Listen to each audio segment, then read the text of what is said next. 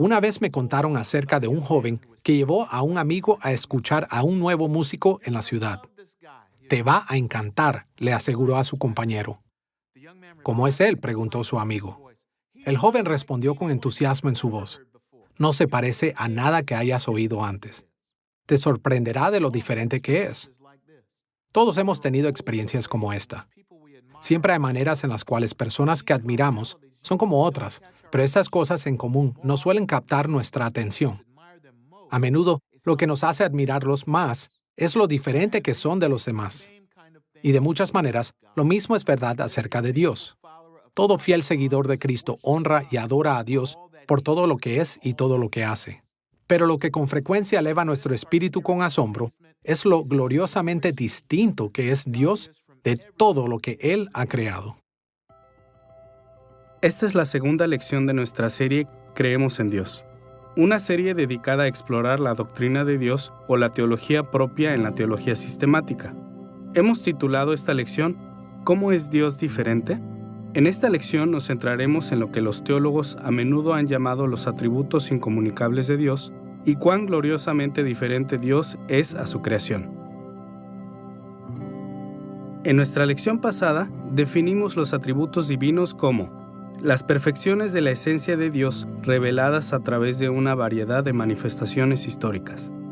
Los atributos de Dios son las cualidades de su esencia sin las cuales Dios ya no sería Dios.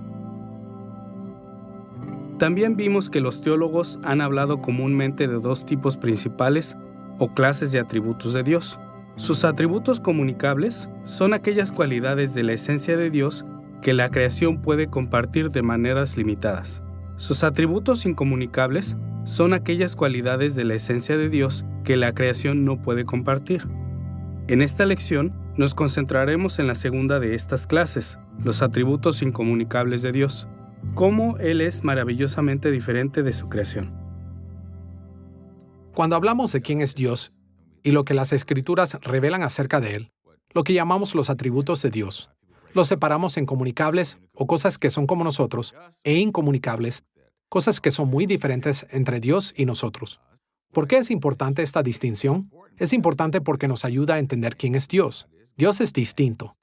La palabra aceidad significa que Dios existe solamente porque Él mismo se hace existir, es decir, no depende de nada, mientras que nosotros dependemos de Él para nuestra existencia. Eso nos dice que somos muy diferentes a Dios. Por lo tanto, la distinción entre los atributos comunicables e incomunicables nos ayudan a saber quién es Dios y que Dios es Dios y nosotros no lo somos. Nuestra lección sobre los atributos que revelan cómo es Dios diferente a su creación se dividirá en dos partes principales. Primero, veremos el proceso de identificación. Cómo debemos identificar y definir los atributos incomunicables de Dios. Y segundo, exploraremos el proceso de integración. Cómo debemos integrar nuestras creencias acerca de este conjunto de atributos divinos con nuestra comprensión de las otras perfecciones de Dios. Comencemos con la identificación de las perfecciones incomunicables de Dios. Hay muchas maneras de abordar la identificación de estos atributos divinos, pero por razones de tiempo hablaremos de solo tres cuestiones claves. Primero, veremos el fundamento bíblico para alcanzar este objetivo. Segundo, notaremos la variedad teológica entre los evangélicos sobre estos asuntos. Y tercero, nos centraremos en la amplitud de las perspectivas bíblicas que debemos tener en cuenta al definir los atributos incomunicables de Dios. Veamos el fundamento bíblico para identificar estas perfecciones divinas. La revelación general nos da muchas percepciones de los atributos incomunicables de Dios. Cuando contrastamos las cualidades de la esencia de Dios con las de su creación, los académicos medievales llamaron a esta estrategia via negationis, o el camino de la negación. Pero a lo largo de la historia, Dios ha dado a su pueblo una revelación especial para guiarnos y reflexionar sobre la revelación general. Para los seguidores de Cristo hoy, esto significa que debemos poner nuestras creencias acerca de estos asuntos sobre el fundamento de la enseñanza bíblica. Como mencionamos en nuestra lección anterior, en el período patrístico y el medieval, la teología propia fue profundamente influenciada por los conceptos de Dios en las filosofías helenísticas. Las filosofías helenísticas enfatizaron que Dios es trascendente y por lo tanto completamente apartado de la historia. Bajo esta influencia, los teólogos cristianos reconocieron los atributos incomunicables de Dios en casi todas las páginas de las Escrituras. Pero, en la época moderna, muchos teólogos críticos influyentes e incluso un número de evangélicos se han alejado de estas influencias helenísticas. En lugar de enfatizar la trascendencia de Dios, se han centrado en su inmanencia, es decir, su participación en la historia. Y por esta razón, es muy común que muchos cristianos sinceros minimicen e incluso nieguen que la Biblia apoya la doctrina tradicional de los atributos incomunicables de Dios. Debido a las dudas sobre estos asuntos, será útil señalar una visión básica de Dios que impregne las Escrituras. Tenemos en mente aquí cómo los personajes y autores bíblicos a menudo se refieren al hecho de que Dios es incomparable, es inigualable, supremo. Por ejemplo, en Primera de Reyes capítulo 8 versículo 23, Salomón alabó a Dios en la dedicación del templo de esta manera: Jehová, Dios de Israel, no hay Dios como tú, ni arriba en los cielos ni abajo en la tierra. Notemos cómo la declaración de Salomón acerca de que Dios es incomparable no tiene excepción alguna. No hay un Dios ni arriba en los cielos ni abajo en la tierra que sea Dios como tú. Encontramos declaraciones similares en el Salmo 71, versículo 19, Salmo 86, versículo 8 y Salmo 89, versículo 6. Y en 2 de Samuel, capítulo 7, versículo 22, David dijo esto: «Qué grande eres, Señor omnipotente. Nosotros mismos hemos aprendido que no hay nadie como tú, y que aparte de ti no hay Dios». Como vemos aquí, David habló acerca de que Dios es incomparable de una manera que reveló lo que significa ser Dios. David dijo que Dios es grande y que no hay nadie como Él. Pero él también afirmó que el Señor omnipotente, el Señor Jehová o Adonai Yahweh en hebreo, es tan grande que aparte de Él no hay Dios. Al decir esto, David reveló que la incomparabilidad de Dios es esencial para que Dios sea Dios. Pasajes como Isaías capítulo 40 al 46 y Job capítulos 40 y 41 hacen lo mismo. Estos y otros pasajes similares establecen el fundamento bíblico que justifica un estudio cuidadoso de las perfecciones incomunicables de Dios. Estos versículos reflejan la consistente enseñanza bíblica de que Dios está más allá de todas las comparaciones con su creación. En días actuales donde esta faceta de la teología propia ha sido cuestionada en algunos círculos y dramáticamente minimizada en otros, las Escrituras continúan revelando el hecho de que Dios sea incomparable. Y este hecho nos pide que aprendamos todo lo que podamos acerca de cómo Dios es diferente de su creación.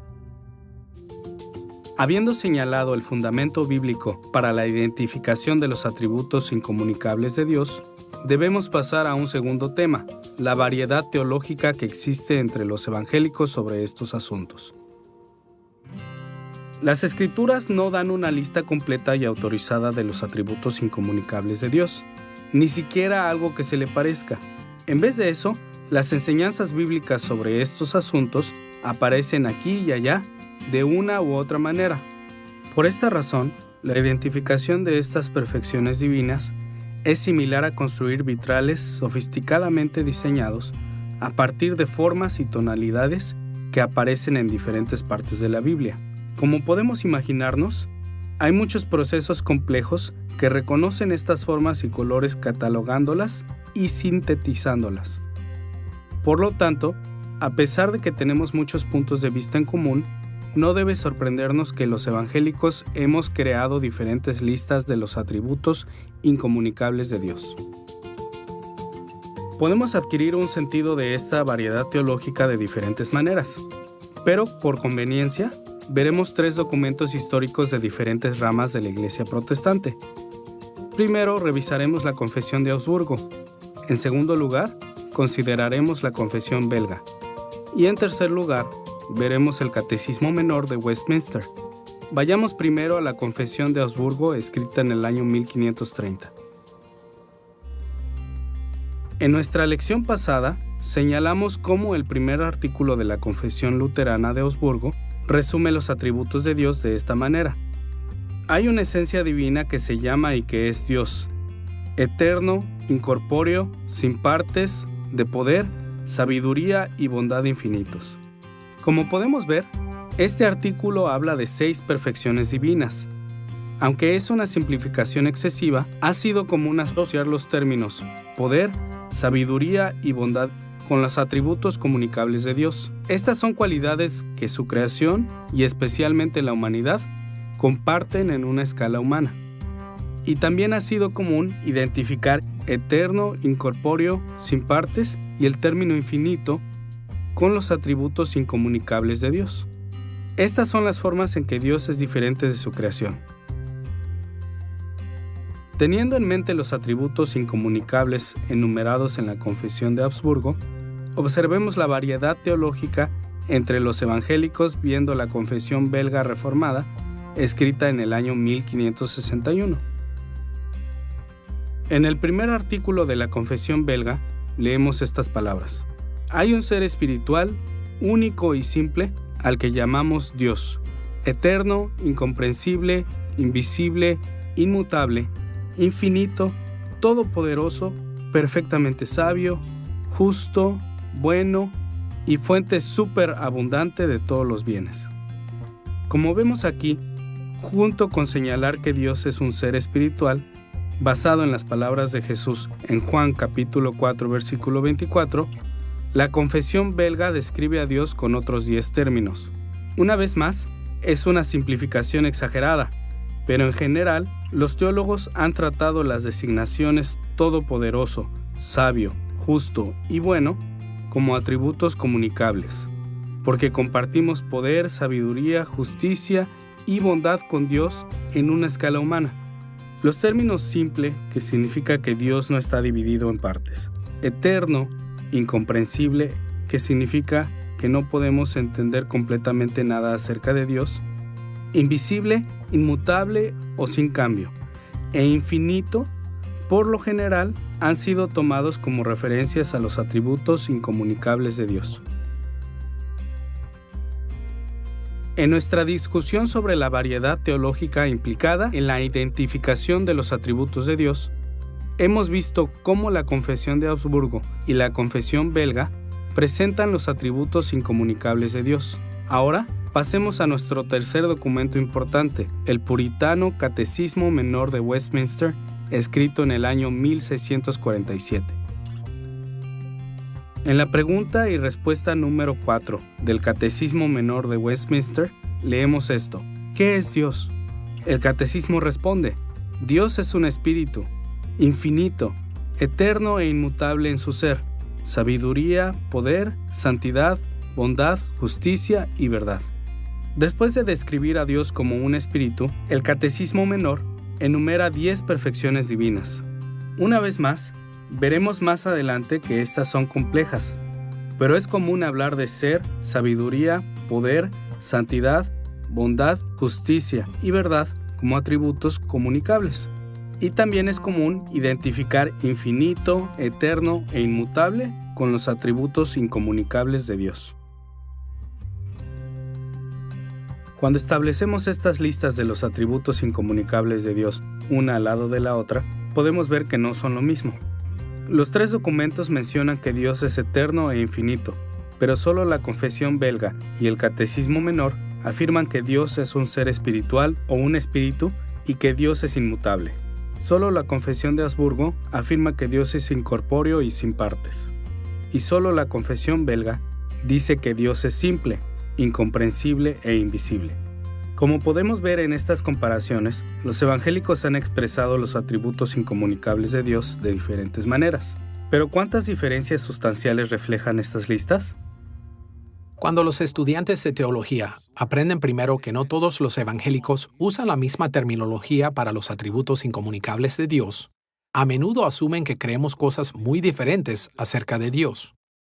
Como en todas las facetas de la teología sistemática, es cierto que las variaciones entre nosotros a menudo representan diferentes énfasis teológicos, pero más a menudo, las diferencias en nuestras listas de los atributos incomunicables de Dios representan poco más que una variedad de terminología. hablamos con algo de detalle sobre los términos técnicos teológicos en nuestra serie Construyendo una teología sistemática. Por lo tanto, basta con hacer este sencillo señalamiento aquí. Aunque los fieles seguidores de Cristo han utilizado diferentes términos técnicos para enumerar los atributos incomunicables de Dios, en general, estas listas no representan diferencias sustanciales en nuestros conceptos o creencias acerca de Dios. Como acabamos de señalar, la Confesión de Augsburgo menciona que Dios es incorpóreo, aunque la Confesión belga y el Catecismo Menor de Westminster no usan esta expresión. Aún así transmiten la misma creencia o concepto. Vemos esto en la Confesión belga cuando dice que Dios es un ser espiritual e invisible. Y Westminster afirma que Dios es un espíritu, y por lo tanto sin cuerpo. La Confesión de Augsburgo también afirma que Dios es sin partes, y la Confesión belga dice lo mismo cuando describe a Dios como simple. Como mencionamos antes, simple es una forma más antigua de decir indiviso o sin partes.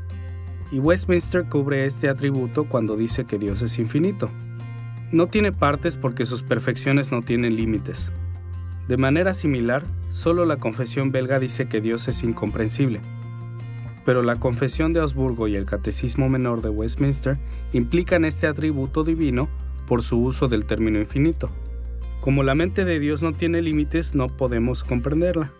Claramente, los teólogos han catalogado los atributos incomunicables de Dios de diferentes maneras, pero como hemos visto, nuestros conceptos de Dios no son significativamente diferentes.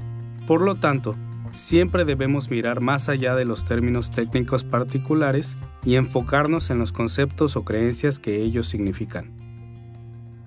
Cuando los teólogos hacen su trabajo, o incluso cuando un número de creyentes se unen para tratar de construir confesiones y dárselas a la iglesia, describiendo las creencias y la teología de la iglesia, en todos esos casos, se está tratando de describir la misma realidad, si es que todos están de acuerdo. Pero pueden tomar diferentes decisiones. Si pensáramos en una descripción de Dios, entendemos que Dios es un ser en tres personas, pero también Dios es uno. Y sin embargo, Dios tiene diferentes atributos. No debería sorprendernos que si empezamos a hablar de algo que es tan inmenso y tan importante, usemos palabras diferentes. Tenemos que tratar de buscar lo que está subyacente a lo que las palabras están tratando de describir y ser capaces de comparar esas cosas.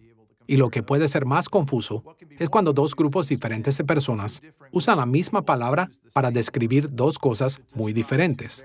Y entonces, tenemos que entender que no podemos simplemente poner las palabras juntas. Tenemos que tratar de investigar el significado de las palabras para averiguar lo que esos teólogos y autores de estas confesiones están tratando de describir, para poder tomar ese significado, compararlo y ver dónde hay y no hay diferencia. Y muy a menudo, cuando hacemos esto, encontramos que hay menos diferencia de lo que pensamos que existe, porque esas son confesiones que todavía están arraigadas en la autoridad de las Escrituras y la obra de Cristo. E incluso, si se toman palabras diferentes para describir esa realidad, sigue siendo esa misma realidad a la que están dirigidos. Esto es especialmente importante cuando nos damos cuenta de que otros términos se han utilizado comúnmente para estos atributos también. Por ejemplo, los evangélicos comúnmente se refieren a la omnipresencia de Dios, el hecho de que Dios está en todas partes, la omnisciencia de Dios, el hecho de que todo lo sabe, y la omnipotencia de Dios, el hecho de que Dios todo lo puede. Muchos teólogos también hablan de la aceidad de Dios, el hecho de que Dios es autosuficiente e independiente de su creación, y la soberanía de Dios, el hecho de que Dios está en control total de la creación.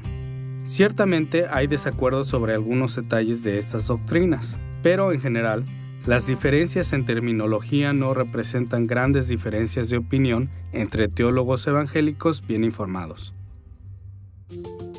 Ahora que hemos considerado el fundamento bíblico para identificar cómo Dios es diferente de su creación y la variedad teológica entre los evangélicos en esta faceta de la doctrina de Dios, debemos prestar atención a la amplia gama de perspectivas bíblicas que nos ayudan a definir estas perfecciones divinas más plenamente. Una cosa es tener una lista de términos para describir cómo es Dios diferente de su creación, y otra cosa es identificar estos términos con las muchas enseñanzas relevantes de las Escrituras. Los atributos incomunicables de Dios son algunos de los conceptos más abstractos de la teología cristiana. Como resultado, los cristianos a menudo van a los extremos al determinar lo que significan estos términos. Como veremos, hay que tener en cuenta una amplia gama de perspectivas bíblicas acerca de Dios si queremos evitar graves malentendidos acerca de sus atributos incomunicables. Para ver la amplitud de las perspectivas bíblicas que debemos tener en cuenta, veremos en dos direcciones. Primero veremos cómo las Escrituras se enfocan en la trascendencia divina para aclarar los atributos incomunicables de Dios. Y segundo, exploraremos lo que las Escrituras enseñan acerca de la inmanencia divina.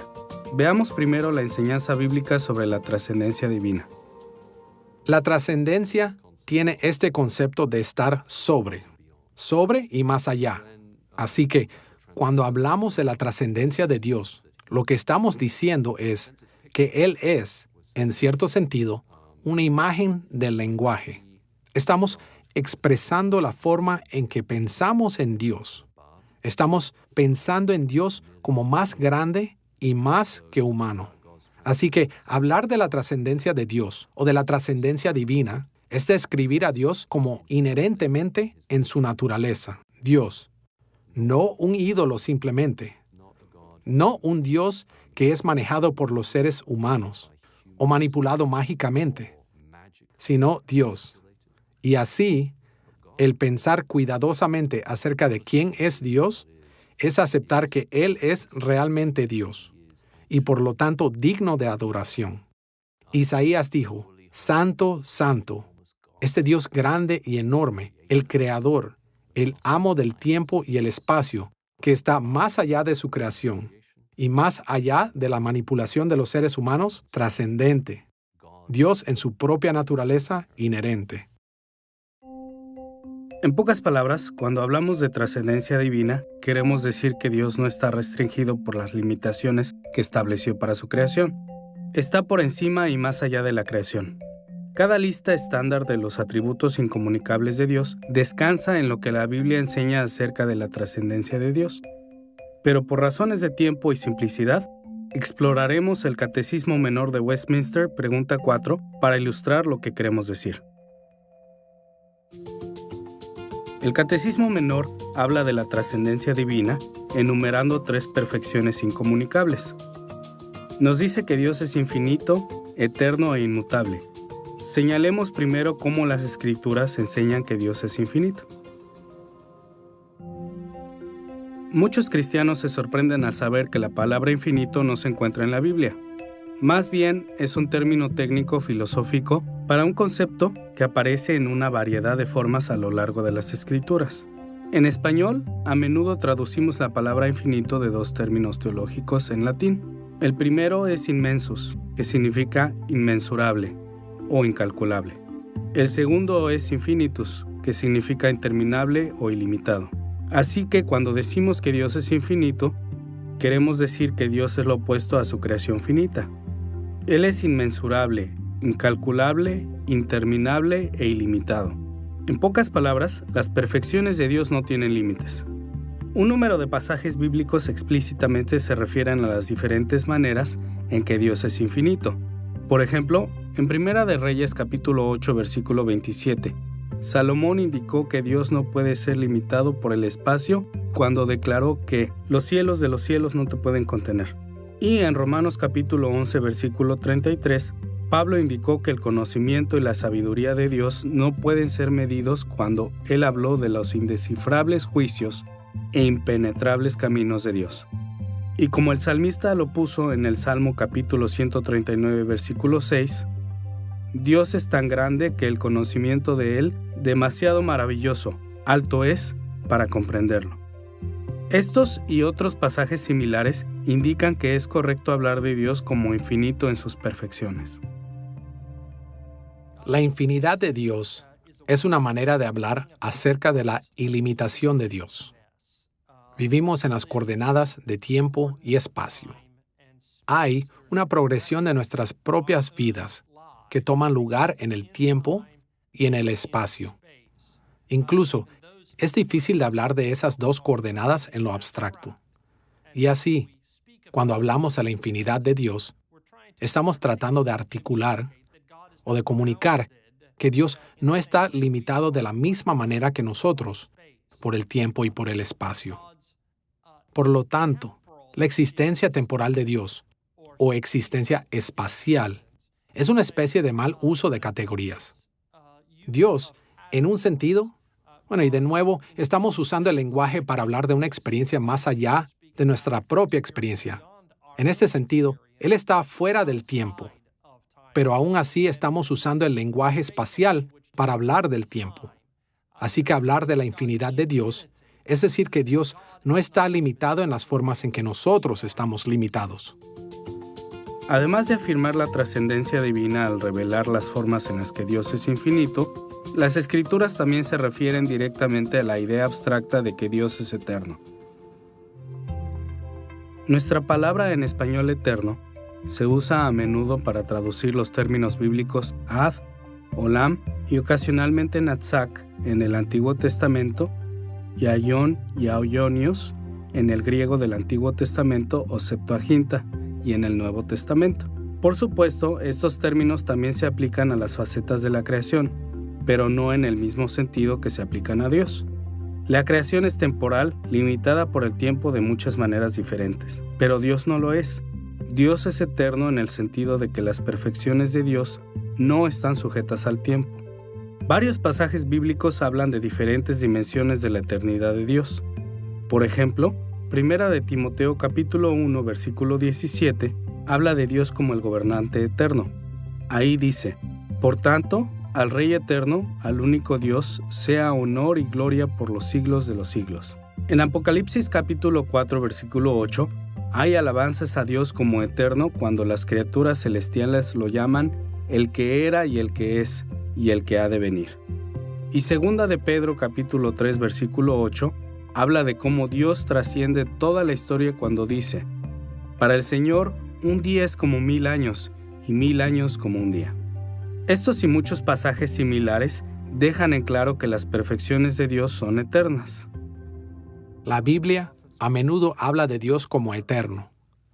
Esto significa desde la eternidad y hasta la eternidad, de modo que no hubo un principio donde no había un Dios o que Dios no existía. La creación no es eterna. La creación tuvo un comienzo. Todo el universo tuvo un comienzo. Dios creó los cielos y la tierra de la nada, pero Dios no tiene un principio. Dios ha sido desde la eternidad sin fin, y Dios es Dios por siempre, desde siempre y para siempre. Y así, eterno se refiere a que Él es desde la eternidad y hasta la eternidad. No hay tiempo donde Dios no exista, ya sea en el pasado o en el futuro. Las Escrituras no solo demuestran la trascendencia divina estableciendo que Dios es infinito y eterno, también señalan explícitamente el hecho de que Dios es inmutable. Hay un número de expresiones bíblicas que indican que Dios es inmutable.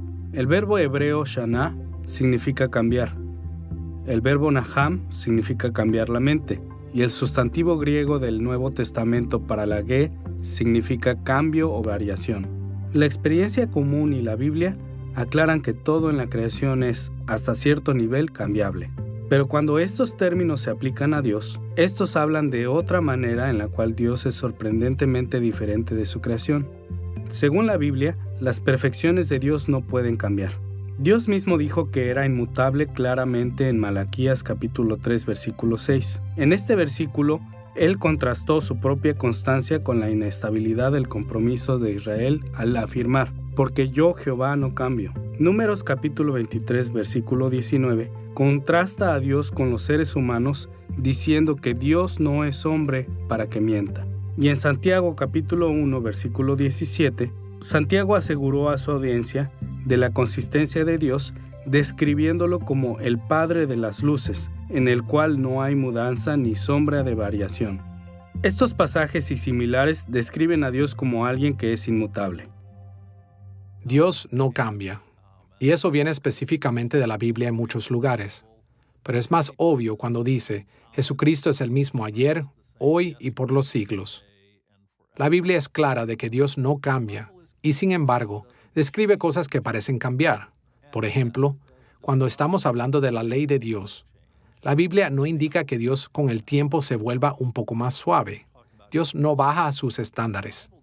No es como si hubiera mirado a la raza humana desde hace miles de años y dijo, bueno, yo sabía que no eran perfectos, pero ahora veo lo realmente imperfectos que son.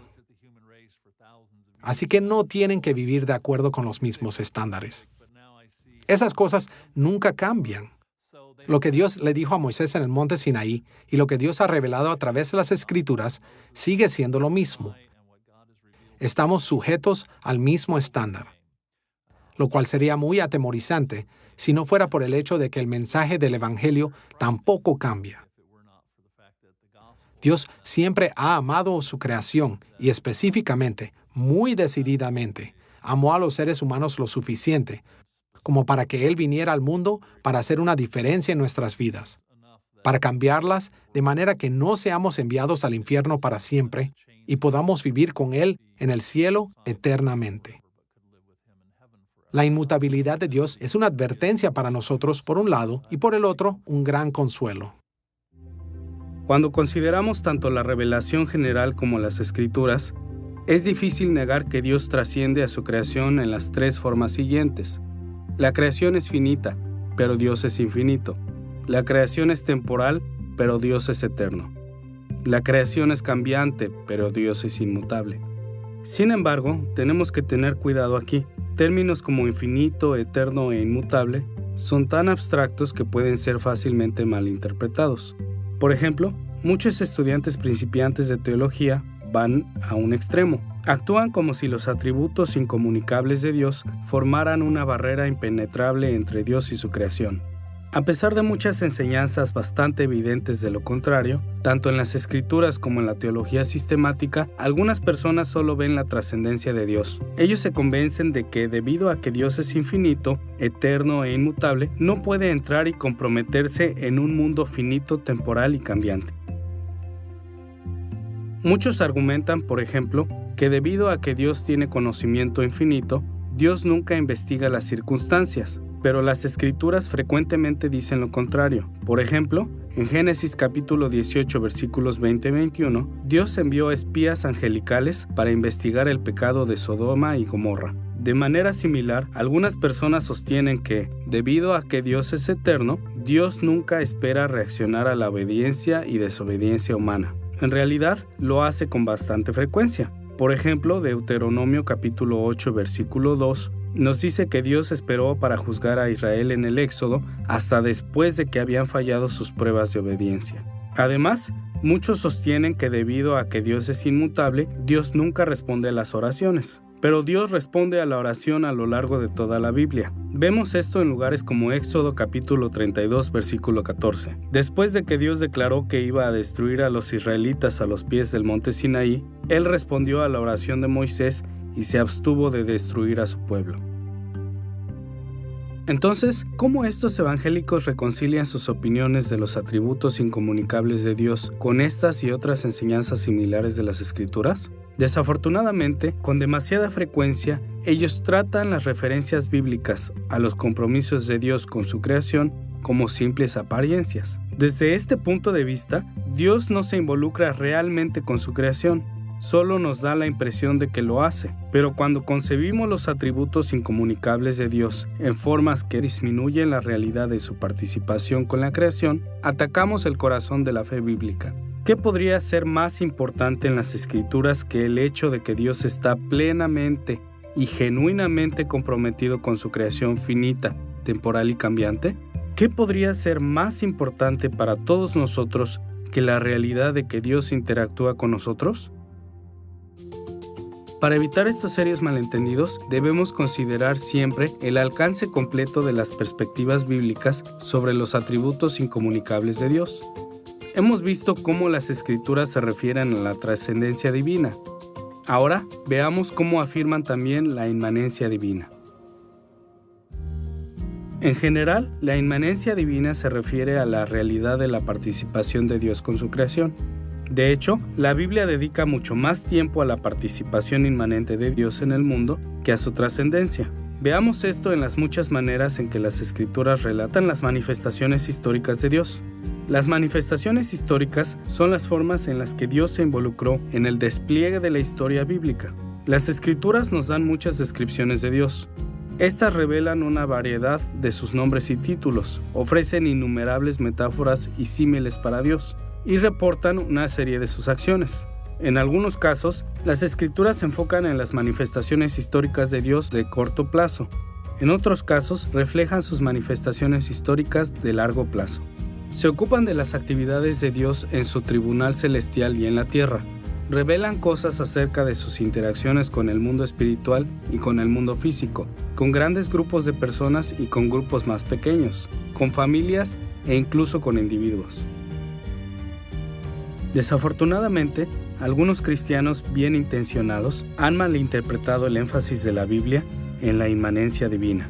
Han visto las interacciones de Dios con su creación como una negación de su trascendencia divina. Algunas de estas perspectivas son más extremas que otras, pero, de una manera u otra, todos ellos insisten en la inmanencia divina que rechazan los atributos incomunicables de Dios. Por ejemplo, concluyen que Dios debe ser finito porque hace preguntas, expresa frustración y no vence de inmediato el mal. Algunos teólogos han sugerido que Dios no es eterno porque espera actuar hasta después de probar a su pueblo, porque ofrece salvación y amenaza con el juicio. Estos mismos teólogos han concluido que Dios es cambiante porque Dios responde a la oración, cede y modifica principios rectores. Estos puntos de vista niegan la completa realidad de la trascendencia divina en favor de la inmanencia divina. Pero negar que Dios es infinito, eterno e inmutable en estas formas es también atacar el corazón de la fe bíblica. ¿Cómo podemos estar seguros de que los propósitos de Dios no fallarán si Dios está limitado en su poder? ¿Cómo podemos estar seguros de que Cristo ha asegurado nuestra salvación eterna si Dios está sujeto al tiempo? ¿Cómo podemos afirmar que las promesas de Dios son confiables si Dios es cambiante? Tan importante como es afirmar la inmanencia de Dios, su plena participación en la historia, también debemos afirmar lo que las Escrituras enseñan acerca de los atributos incomunicables de Dios.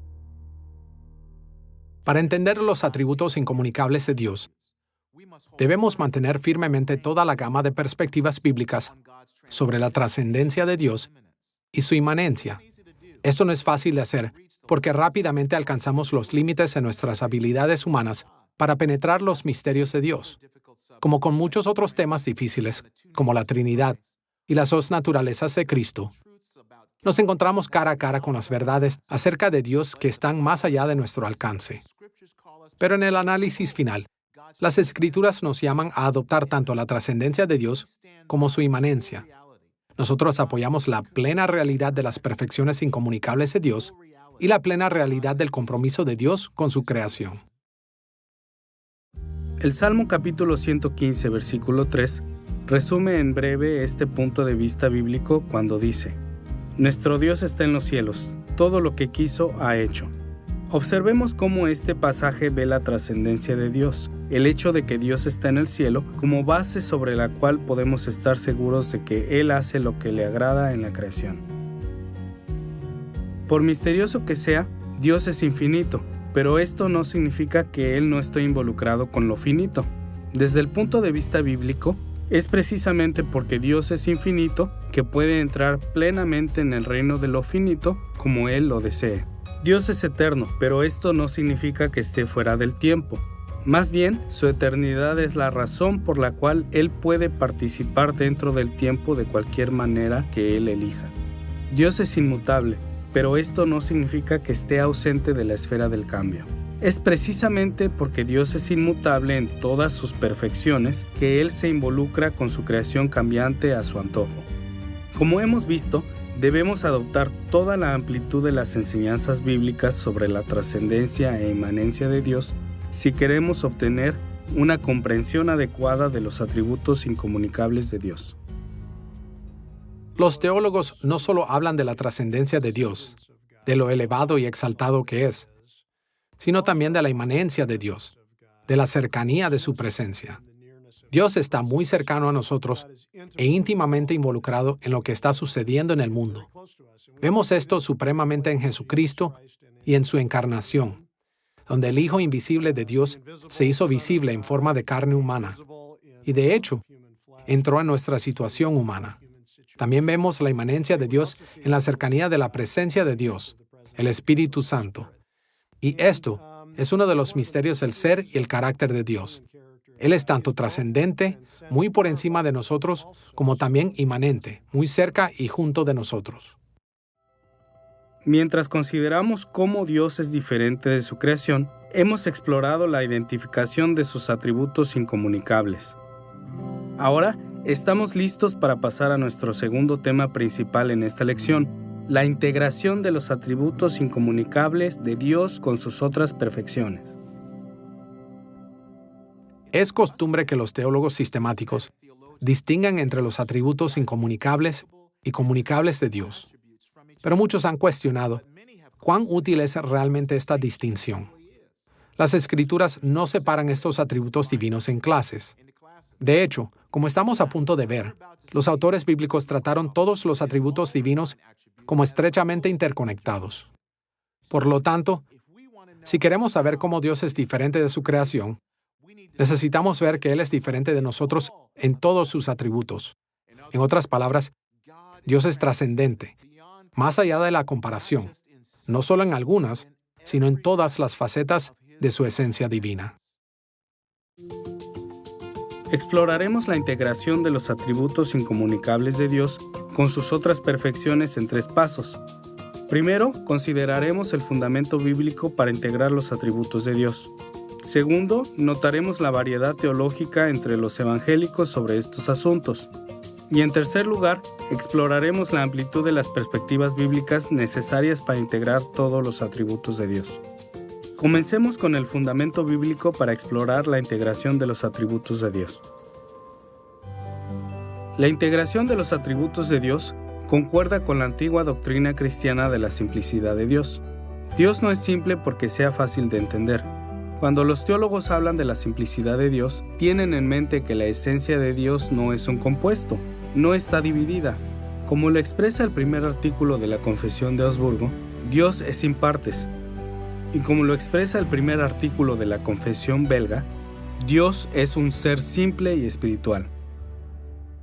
La doctrina de la simplicidad ha sido disputada a lo largo de los siglos. No significa que Dios no tiene personalidad, ni movimiento, ni dinamismo, ni características. No significa que sea simple en el sentido de que es algún tipo de ser platónico, sin atributos.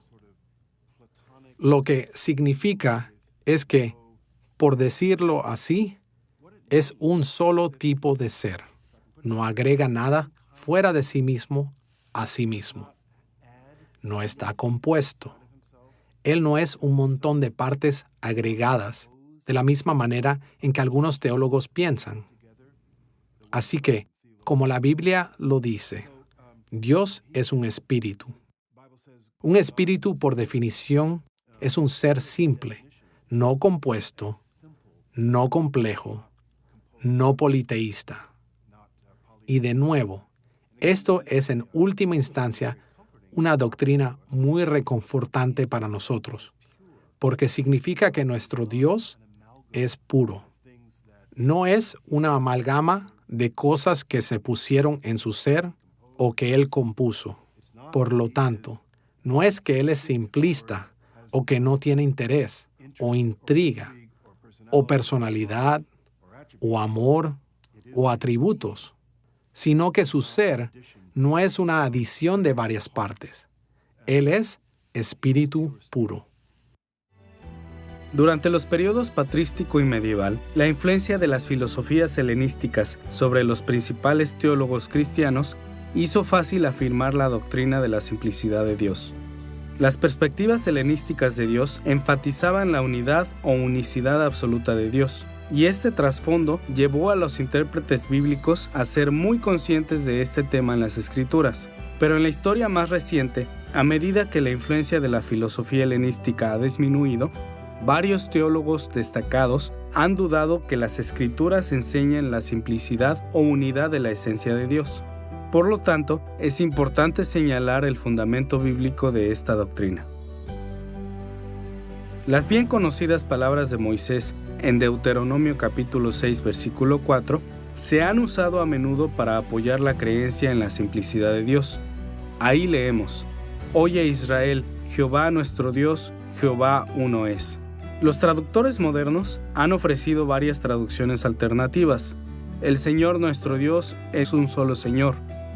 El Señor es nuestro Dios, el Señor es uno. O el Señor es nuestro Dios, el Señor solo.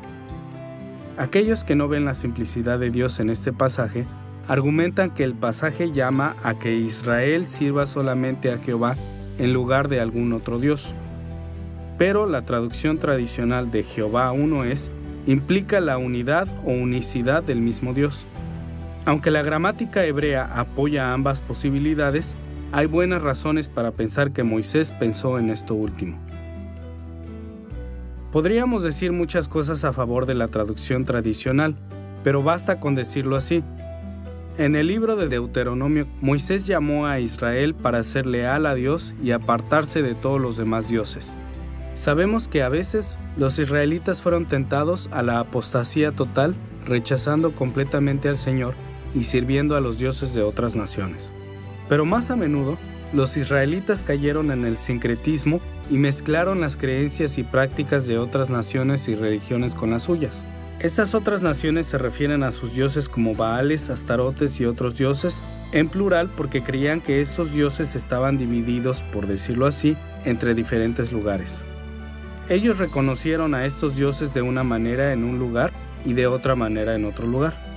Por el contrario, Moisés repetidamente enseñó a Israel que Dios solo debe ser adorado en el lugar que Dios ordenó. A diferencia de los dioses de otras naciones, Dios no podía ser dividido en partes entre un lugar y otro, porque el Señor es uno. En este sentido, entonces, Deuteronomio capítulo 6, versículo 4, establece una base para la doctrina cristiana de la simplicidad de Dios, el hecho de que Dios no está dividido en partes. En la traducción literal de Santiago capítulo 2, versículo 19, Santiago confirmó esta comprensión de Deuteronomio capítulo 6, versículo 4, cuando dijo: Tú crees que Dios es uno, bien haces. Santiago no escribió: ¿crees que hay un solo Dios?, como lo expresan algunas traducciones. Él literalmente escribió: Tú crees que Dios es uno. De esta manera, Santiago confirmó que Deuteronomio capítulo 6, versículo 4 enseña la unicidad, la unidad, la simplicidad de Dios. La doctrina bíblica de la simplicidad divina tiene muchas implicaciones para la teología propia, pero como podemos ver aquí, esta doctrina establece el fundamento bíblico para explorar la integración de los atributos de Dios. Las perfecciones de Dios no son partes diferentes de Dios, todas son cualidades unificadas e interconectadas de su única esencia. Con este fundamento bíblico para la integración de los atributos de Dios en mente, debemos pasar a un segundo tema, la variedad teológica entre los enfoques evangélicos para integrar las perfecciones comunicables e incomunicables de Dios. Como vimos anteriormente en esta lección, aunque los evangélicos han usado una variedad de términos para resumir los atributos incomunicables de Dios, ha habido mucha unidad. De muchas maneras, el mismo tipo de cosas son verdaderas en la integración de los atributos incomunicables de Dios con sus atributos comunicables. Esa integración se ha expresado de varias maneras.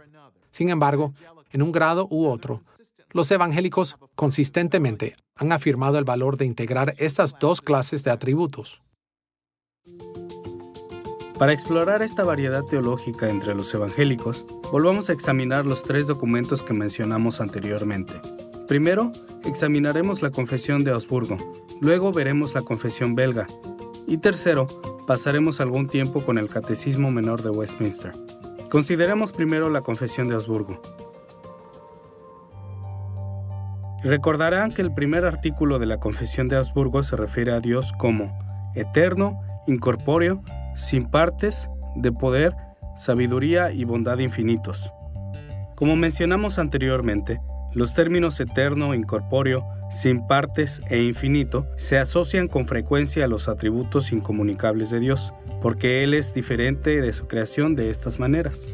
Los últimos tres términos, poder, sabiduría y bondad, usualmente se identifican como atributos comunicables porque podemos compartir estas cualidades con Dios en una escala humana. Pero notemos que la confesión no trata estas categorías como totalmente separadas. No habla simplemente del poder, la sabiduría y la bondad de Dios.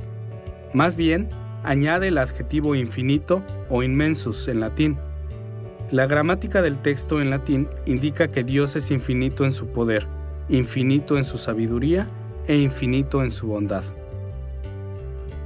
En efecto, la confesión de Augsburgo mira a través de la infinitud de Dios, a través del hecho de que Él es ilimitado y ve su poder, sabiduría y bondad a la luz de su infinitud. Y al hacerlo, la confesión reconoce que el atributo incomunicable de Dios de ser infinito debe ser plenamente integrado con sus atributos comunicables. Podemos ver la variedad teológica en los enfoques de los atributos de Dios comparando lo que acabamos de ver en la Confesión de Augsburgo con el primer artículo de la Confesión belga. La Confesión belga dice que Dios es eterno, incomprensible, invisible, inmutable, infinito, todopoderoso, perfectamente sabio, justo y bueno. Mencionamos anteriormente que a menudo los términos eterno, incomprensible, invisible, inmutable e infinito se clasifican como atributos incomunicables, y los últimos cuatro términos son más comúnmente asociados con los atributos comunicables de Dios. Pero tengamos en cuenta que estos cuatro últimos atributos no se enumeran simplemente como poderoso, sabio, justo y bueno. Aunque nuestras traducciones estándar en español no lo aclaren, el original en francés utiliza las frases tout puissant, que significa completamente o perfectamente poderoso, y tout sage, que significa completamente o perfectamente sabio. Además, usa el adjetivo tout, que puede ser extendido implícitamente a justo y bueno, de modo que lo traducimos como perfectamente justo y perfectamente bueno. Al igual que la Confesión de Augsburgo, la Confesión belga mira a través del hecho de que Dios es infinito y ve su poder, sabiduría, justicia y bondad a la luz de su infinitud. Aunque la Confesión belga no usa exactamente las mismas palabras o las mismas divisiones que la Confesión de Augsburgo, podemos ver las similitudes. Teniendo en mente la variedad teológica que hemos visto en la Confesión de Augsburgo y la Confesión belga, pasemos a la búsqueda mucho más amplia de la integración que aparece en el Catecismo Menor de Westminster. Como recordaremos, la respuesta a la pregunta 4 de Westminster comienza con la declaración de que Dios es espíritu. Luego enumera tres atributos incomunicables de Dios como espíritu: infinito, eterno e inmutable. Pero en lugar de permitirnos pensar en estas perfecciones incomunicables aisladamente, Westminster explica que las tres son verdades de Dios: en su ser, sabiduría, poder, santidad, bondad, justicia y verdad. La estrategia del Catecismo de Westminster para integrar los atributos de Dios ofrece muchas ventajas. Para empezar, utiliza tres categorías amplias para resumir los atributos incomunicables de Dios. ¿Cómo es Dios diferente de su creación? Él es infinito, eterno e inmutable. Después, el Catecismo responde a la pregunta de cómo Dios es infinito, eterno e inmutable, viendo a través de estas tres ventanas o atributos a sus atributos comunicables. Dios es infinito en su ser, sabiduría, poder, santidad, justicia, bondad y verdad. Dios es eterno en su ser, sabiduría, poder, santidad, justicia, bondad y verdad. Dios es inmutable en su ser, sabiduría, poder, santidad, justicia, bondad y verdad. En efecto, el Catecismo Menor de Westminster proporciona una manera sistemática de explorar la plena integración de los atributos incomunicables de Dios con sus perfecciones comunicables. Ahora que hemos observado la integración de los atributos incomunicables de Dios con sus otros atributos, al considerar el fundamento bíblico y la variedad teológica entre los evangélicos en esta área, exploremos el valor de tener en cuenta la amplitud de las perspectivas bíblicas sobre estos asuntos. Todo lo que hemos dicho en esta lección ha sido diseñado para ayudarnos a responder a la pregunta, ¿cómo es Dios diferente a su creación? Y como hemos sugerido, Dios es diferente de su creación en todas sus perfecciones. Las Escrituras nos señalan en esta dirección de tantas maneras que solo podemos tocar algunas de esas perspectivas bíblicas. Pero el corazón del asunto es este. Cuando consideramos toda la gama de lo que la Biblia enseña, cada vez es más claro que todos los atributos de Dios, no solo algunos, son incomunicables. Ilustramos lo que tenemos en mente siguiendo la estrategia de la cuarta pregunta y respuesta en el Catecismo Menor de Westminster. Como mencionamos anteriormente, el Catecismo sistematiza estos asuntos al señalar que Dios es infinito, eterno e inmutable en cada uno de los atributos comunicables que lo identifican. Para ver la amplitud de las perspectivas bíblicas sobre la integración de los atributos de Dios, consideraremos los 7 atributos comunicables enumerados en el Catecismo, comenzando por el ser o la existencia de Dios. En muchos aspectos, el ser o existencia de Dios es un atributo que es comunicable o compartido con la creación de Dios. Sabemos que todo lo que Dios ha creado, incluyendo a los seres humanos, realmente existe. Pero fallamos en comprender la gloria de la existencia de Dios si no reconocemos una diferencia fundamental entre el ser de Dios y el nuestro. Nuestro ser es finito, temporal y cambiante, y el ser de Dios es infinito, eterno e inmutable. En la teología sistemática tradicional, la diferencia entre el ser de Dios y la creación a menudo ha sido resaltada de 2 maneras principales.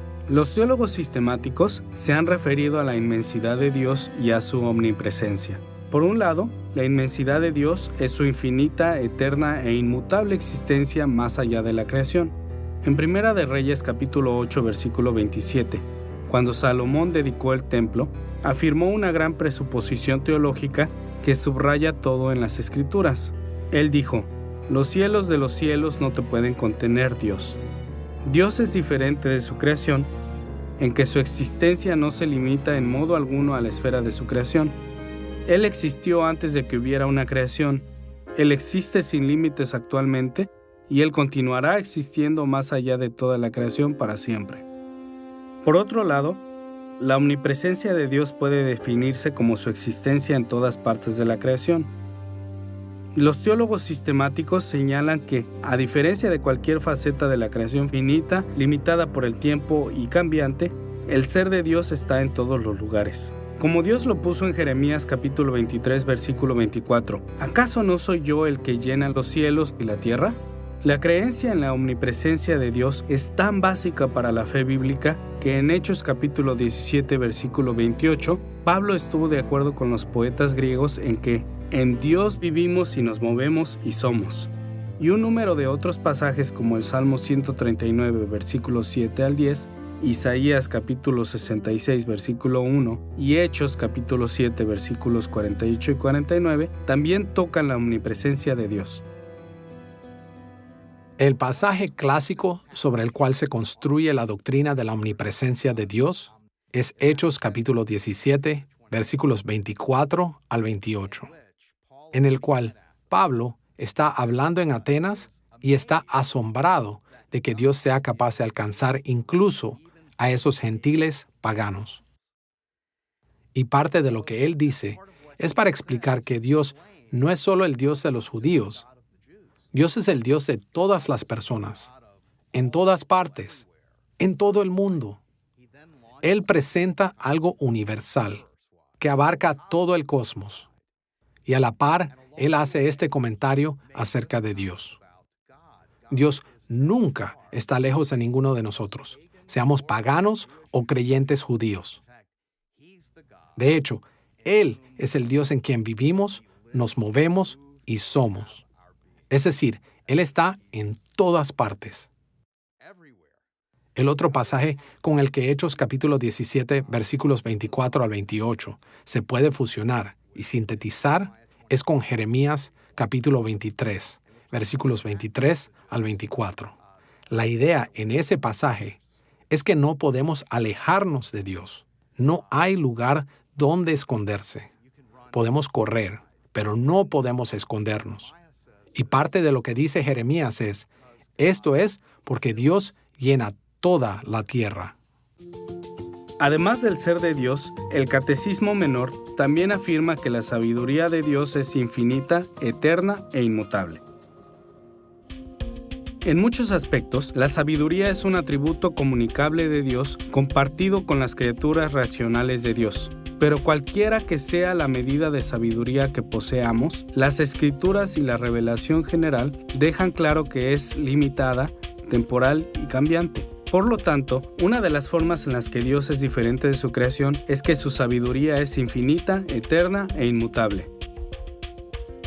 Los teólogos sistemáticos tradicionales suelen enfatizar las dimensiones incomunicables de la sabiduría de Dios al referirse a la omnisciencia de Dios y a su incomprensibilidad. La omnisciencia de Dios es el hecho de que Dios posee el conocimiento de todas las cosas. Job capítulo 37 versículo 16 habla de Dios como el perfecto en sabiduría. Hebreos capítulo 4 versículo 13 dice que ninguna cosa creada escapa de la vista de Dios. Y el Salmo 33 versículo 15 dice que Dios conoce todas nuestras acciones. Muchos otros pasajes ilustran la omnisciencia de Dios señalando cosas que Dios sabe y que nosotros no.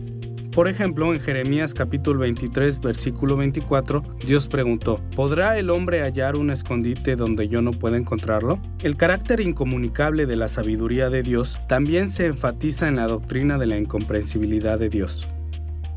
Esta terminología no implica que no sepamos nada de la mente de Dios.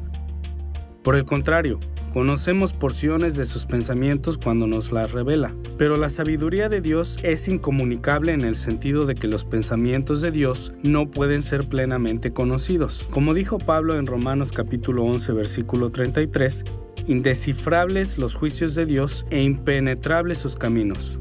Job capítulo 11 versículo 7 declara, ¿descubrirás tú los secretos de Dios? El Salmo 139 versículo 6 declara, tal conocimiento es demasiado maravilloso, no lo puedo comprender. Pasajes similares como Primera de Samuel capítulo 16 versículo 7, Primera de Crónicas capítulo 28 versículo 9, el Salmo 139 versículos 1 al 4 y Jeremías capítulo 17 versículo 10 también indican que una de las formas en que Dios es diferente de su creación es que, a diferencia de nosotros, su sabiduría es infinita, eterna e inmutable.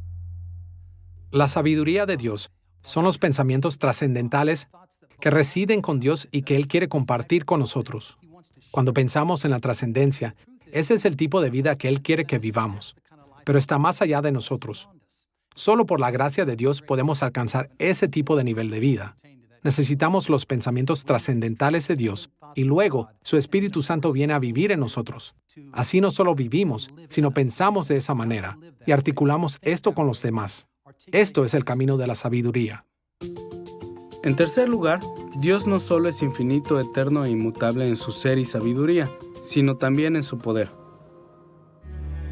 Tanto las Escrituras como la revelación general indican que en muchos aspectos el poder de Dios es un atributo comunicable porque el poder es una cualidad que la creación comparte. Pero incluso los mayores poderes de la creación son limitados, temporales y cambiantes. Por lo tanto, las Escrituras claramente enseñan las maneras en que el poder de Dios es incomunicable. Este contraste entre el poder de Dios y la creación se expresa con mayor frecuencia en la teología sistemática en términos de la omnipotencia de Dios y la soberanía de Dios. Por un lado, cuando hablamos de la omnipotencia de Dios, queremos decir que Dios es todopoderoso. Por ejemplo, en Job capítulo 42 versículo 2, Job exclamó, «Conozco que todo lo puedes». El Salmo 115 versículo 3 dice que Dios todo lo que quiso ha hecho. Jeremías capítulo 32 versículo 17 alaba a Dios diciendo, «Nada hay que sea difícil para ti». Y en Mateo capítulo 19 versículo 26, Jesús le aseguró a sus discípulos que para Dios todo es posible. Ahora bien, debemos asegurarnos de añadir una calificación importante aquí. El poder de Dios siempre es fiel a sus otros atributos. No puede hacer cosas contrarias a las otras perfecciones de su esencia. Por ejemplo, Las Escrituras declaran explícitamente algunas cosas que Dios no puede hacer. Aprendemos que Dios no puede mentir, pecar, cambiar, ni negarse a sí mismo en pasajes como Números capítulo 23, versículo 19, Primera de Samuel capítulo 15, versículo 29, Segunda de Timoteo capítulo 2, versículo 13, Hebreos capítulo 6, versículo 18 y Santiago capítulo 1, versículos 13 y 17. Si tenemos en cuenta esta calificación, podemos estar seguros de que Dios es omnipotente en el sentido de que su poder es infinito, eterno e inmutable. Los pasajes de la Biblia que parecen indicar que hay algunas cosas que Dios no puede hacer, no están realmente hablando del verdadero significado de la omnipotencia de Dios. Él solo puede hacer lo que es consistente con su naturaleza. Sería totalmente inconsistente con su naturaleza divina, mentir. Así que hay algunas cosas que Dios no puede hacer, pero eso está totalmente dentro del reino de su naturaleza. Por otro lado, los teólogos sistemáticos se refieren al carácter infinito, eterno e inmutable del poder de Dios como la soberanía de Dios. En pocas palabras, la soberanía de Dios es su control absoluto sobre la creación. Ahora bien, diferentes ramas de la Iglesia han estado en desacuerdo sobre cómo Dios ejerce su control soberano sobre la creación, y discutiremos estos temas en una lección posterior. Pero en este punto, debemos simplemente observar que las Escrituras enseñan que Dios tiene un poder infinito, eterno e inmutable para controlar todo. Como el rey Josafat declaró en 2 de Crónicas capítulo 20, versículo 6, ¿no está en tu mano tal fuerza y poder que no hay quien te resista? O como Job lo puso en el capítulo 42, versículo 2, no hay pensamiento que se esconda de ti. En Daniel capítulo 4, versículo 35, incluso el rey Nabucodonosor admitió que Dios hace según su voluntad en el ejército del cielo y en los habitantes de la tierra. Según Efesios capítulo 1, versículo 11, la soberanía de Dios es tan extensa que Él hace todas las cosas según el designio de su voluntad. Y Romanos capítulo 8, versículo 28 nos asegura la soberanía de Dios incluso en tiempos de grandes pruebas, porque a los que aman a Dios todas las cosas les ayudan a bien. Estos e innumerables pasajes indican claramente que la soberanía de Dios es infinita, eterna e inmutable. Además de tratar el ser, la sabiduría y el poder de Dios, el Catecismo Menor de Westminster también señala que Dios es infinito, eterno e inmutable en su santidad. En muchos aspectos, la santidad es un atributo comunicable de Dios porque es compartido por algunas facetas de la creación. Las Escrituras frecuentemente se refieren a lugares, objetos, espíritus y personas como santos. Y los adjetivos bíblicos que usualmente traducimos como santo, sagrado o santificado, kadosh, en hebreo y hagios en griego, simplemente significan separado o apartar. Pero tanto la revelación general como las Escrituras aclaran que la santidad de las criaturas es finita, temporal y cambiante, mientras que la santidad de Dios es infinita, eterna e inmutable. En la teología sistemática, los teólogos a menudo abordan las cualidades incomunicables de la santidad de Dios, llamando la atención a la santidad moral de Dios. También destacan lo que puede llamarse su santidad majestuosa. Por un lado, la santidad moral de Dios se refiere al hecho de que está separado de todo mal. Como dice Salmos 92, versículo 15, en Él no hay injusticia. Y Habacuc capítulo 1, versículos 12 y 13 exclama, Santo mío, muy limpio eres de ojos para ver el mal, ni puedes ver el agravio. La pureza moral de Dios es tan básica en la fe bíblica que Santiago escribió con confianza en Santiago capítulo 1, versículo 13, Dios no puede ser tentado por el mal, ni Él tienta a nadie. Por otro lado, las Escrituras también apuntan a lo que se ha llamado la majestuosa santidad de Dios. Esta terminología indica que Dios está separado de toda la creación, incluyendo a sus criaturas moralmente puras. La diferencia entre la santidad moral de Dios y su santidad ontológica, o majestuosa santidad, como se podría decir, se remonta a la antigua idea de lo que significa la palabra santo, que esencialmente significa separado. Dios está separado en primer lugar de los pecadores. Él es puro, nunca peca, Es perfectamente justo, así que está separado de los pecadores en ese sentido. Él es moralmente perfecto, puro, santo. Pero hay un segundo sentido en el cual Dios también es santo, y este es que es más alto y diferente de nosotros. Él es de una naturaleza y una condición ontológica diferente, un ser superior, y en ese respecto es santo también. Sus caminos y sus pensamientos están muy por encima de los nuestros. Por lo tanto, Dios es santo, es decir, separado en su ser y en la rectitud de su carácter. La majestuosa santidad de Dios es ilustrada de manera más vívida en Isaías capítulo 6, versículo 3, donde los serafines claman: Santo, santo, santo es el Señor Todopoderoso. En este pasaje, los serafines, criaturas moralmente puras que sirven ante el trono de Dios, reconocen que Dios debe ser adorado como 3 veces santo, totalmente supremo en su santidad. Expresiones similares de la majestuosa santidad de Dios aparecen en pasajes como Éxodo capítulo 15, versículo 11, Primera de Samuel capítulo 2, versículo 2, Isaías capítulo 57, versículo 15 y Oseas capítulo 11, versículo 9. No solo Dios es infinito, eterno e inmutable en su ser, sabiduría, poder y santidad. Estas cualidades incomunicables también caracterizan su justicia. En muchos aspectos, tanto la revelación general como la revelación especial indican que la justicia es un atributo comunicable, porque las criaturas morales, especialmente los seres humanos, pueden ser rectos y justos.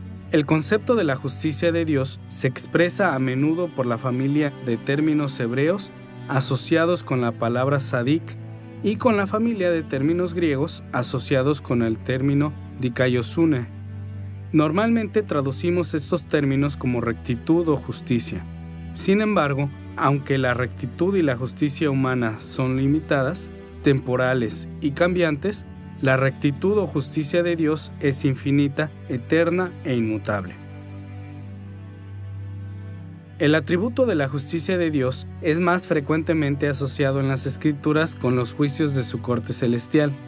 Primera de Pedro capítulo 1 versículo 17 dice que tenemos un Padre que sin acepción de personas juzga según la obra de cada uno. Según Romanos capítulo 2 versículos 5 y 6, en justo juicio de Dios, pagará a cada uno conforme a sus obras. Y como los juicios de Dios son siempre verdaderos, en Romanos capítulo 9, versículo 14, Pablo preguntó: ¿hay injusticia en Dios? Y su respuesta fue firme: en ninguna manera.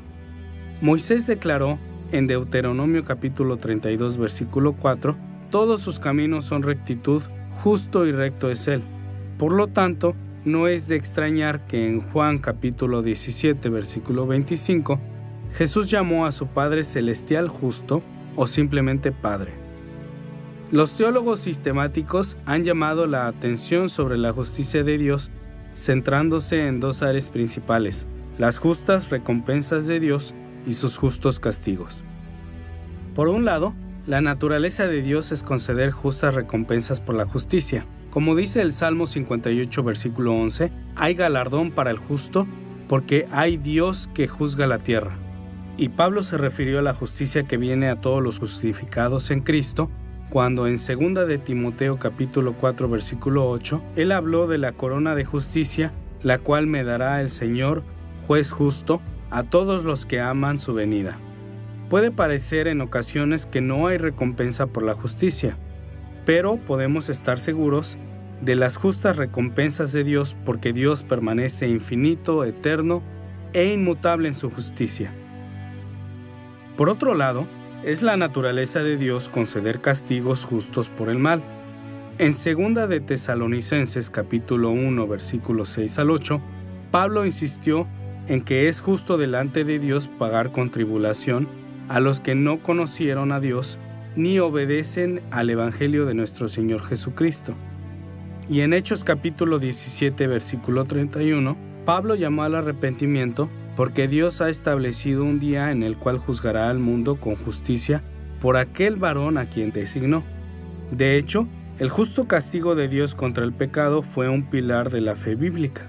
Como Pablo explicó en Romanos capítulo 3, versículo 26, Dios es justo y el que justifica, porque la expiación de Cristo cumplió con la exigencia de justicia en favor de todos los que creen. Estos y muchos otros pasajes dirigen la atención de cómo la justicia infinita, eterna e inmutable de Dios se manifiesta en sus justos castigos. Siguiendo el ser, sabiduría, poder, santidad y justicia de Dios, el Catecismo Menor se refiere a la bondad de Dios. En muchos aspectos, la bondad es un atributo comunicable porque las Escrituras a menudo se refieren a la creación como buena. En Génesis capítulo 1, versículo 31, Dios miró su creación y dijo que era muy buena. Pablo reafirmó esta declaración divina en 1 de Timoteo capítulo 4, versículo 4. En términos generales, Tov en hebreo y ágatos en griego significan la aprobación de alguien o algo. Por lo tanto, muchas facetas de la creación pueden ser correctamente descritas como buenas. Por supuesto, la bondad de la creación es limitada, temporal y cambiante, pero, por el contrario, la bondad de Dios es infinita, eterna e inmutable. Cuando las Escrituras dicen que Dios es bueno, significan que Él es infinito, eterno e inmutablemente merecedor de aprobación. Ahora, al decir esto, debemos ser rápidos en añadir que no hay ninguna medida de bondad que Dios debe cumplir fuera de sí mismo. Dios es la definición misma del bien. Como lo expresa el primer artículo de la Confesión belga, Dios es bueno y fuente superabundante de todos los bienes. En la teología sistemática, la bondad de Dios está estrechamente asociada con una serie de enseñanzas bíblicas familiares, pero es útil pensar en términos de dos categorías principales, la bondad directa de Dios y la bondad indirecta de Dios. Por un lado, cuando hablamos de la bondad directa de Dios, tenemos en mente la bondad de Dios mostrada en cosas como su benevolencia, misericordia, amor y paciencia hacia sus criaturas. Por ejemplo, el Salmo 34, versículo 8, habla de la benevolencia de Dios como la prueba de su bondad cuando dice: «Gustad y ved que es bueno Jehová». La bondad de Dios se asocia con su misericordia y compasión en Éxodo capítulo 33, versículo 19, donde Dios dijo a Moisés: «Yo haré pasar todo mi bien delante de tu rostro. Tendré misericordia del que tendré misericordia, y seré clemente para con el que seré clemente». El Salmo 25, versículo 7, habla del amor de Dios que fluye de su bondad cuando dice: «Acuérdate de mí según tu gran amor, porque tú, Señor, eres bueno». Otros pasajes como el Salmo 23, versículo 6, Salmo 73, versículo 1, Salmo 145, versículos 9, 15 y 16 y Marcos capítulo 10, versículo 18, también señalan de diversas maneras la bondad de Dios. Pero la manifestación más directa de la bondad infinita, eterna e inmutable de Dios es su amor eterno por Cristo y por todos los que están en Cristo. Como Pablo lo puso en Efesios capítulo 1, versículo 4 al 6, en amor habiéndonos predestinado para ser adoptados hijos suyos por medio de Jesucristo, según el puro afecto de su voluntad, para alabanza de la gloria de su gracia, con la cual nos hizo aceptos en el amado. Como el contexto más amplio de este versículo deja claro, nuestra adopción como hijos fue en el amor de Dios por nosotros desde antes de la creación. Y el eterno amor de Dios por su pueblo está en Cristo, en el amado. El amor de Dios por los que están en Cristo está arraigado en el amor infinito, eterno e inmutable del Padre por su Hijo. La Biblia nos dice mucho sobre el amor de Dios por nosotros. Dios nos ama y nos muestra su amor de muchas maneras. Sin embargo, la Biblia es clara en que Dios definitivamente y en última instancia nos muestra su amor al enviar a su único Hijo por nosotros. Juan capítulo 3, versículo 16 dice: «De tal manera amó Dios al mundo que ha dado a su Hijo unigénito». El amor de Dios está más supremamente demostrado entonces en la entrega de su Hijo para salvar al mundo. Pero no debemos detenernos allí, porque el amor de Dios se demuestra en que Él dio a su Hijo para que hiciera algo por nosotros. Su Hijo vino para hacer un sacrificio por nuestros pecados. De hecho, nosotros no somos los que amamos a Dios, sino Dios nos amó y envió a su Hijo para hacer propiciación por nuestros pecados. Por lo tanto, esto nos debe traer un gran estímulo. Pablo se detiene en este punto en Romanos capítulo 8 y nos anima con estas palabras. Él dice, el que no escatimó ni a su propio Hijo, sino que lo entregó por todos nosotros, ¿cómo no nos dará también con él todas las cosas? Y así, Dios nos ha mostrado de manera definitiva, última y climática, la forma en que nos ama al entregar a su Hijo. Por lo tanto, debemos confiar en Él y estar seguros de que realmente nos ama. Por otro lado, las Escrituras también llaman la atención sobre el carácter infinito, eterno e inmutable de la bondad de Dios, centrándose en la bondad indirecta de Dios. Aquí tenemos en mente la seguridad de que Dios traerá el bien incluso a través de problemas y pruebas que temporalmente plagan su creación. Uno de los mayores desafíos a la creencia en la bondad de Dios es la presencia del mal en su creación, pero los autores bíblicos insistieron en que la perfección de la bondad de Dios hará que el bien resulte del mal. Por ejemplo, Santiago capítulo 1 versículo 17 nos dice que las pruebas difíciles son para nuestro bien, porque toda buena dádiva y todo don perfecto desciende de lo alto, del Padre de las luces. Y como Pablo asegura a los cristianos romanos en Romanos capítulo 8 versículo 28, sabemos que a los que aman a Dios, todas las cosas les ayudan a bien. Después de ver las perspectivas bíblicas asociadas con el ser, sabiduría, poder, santidad, justicia y bondad de Dios, vayamos ahora a la verdad de Dios. Este es el último de los atributos comunicables mencionados en el Catecismo Menor de Westminster. Tanto la Biblia como la revelación general aclaran que en muchos aspectos la verdad es un atributo comunicable. Las criaturas racionales y morales de Dios pueden ser verdaderas, honestas, confiables y fieles. El concepto de la verdad de Dios se deriva de la familia de los términos hebreos asociados con el término amán, a menudo traducido como estar seguro, confirmado o cierto, y del término bien conocido chesed, a menudo traducido como fidelidad o bondad. Este concepto también proviene de los términos griegos del Nuevo Testamento asociados con aletheia y pistis. Estos términos bíblicos significan veracidad, sinceridad, fiabilidad y fidelidad.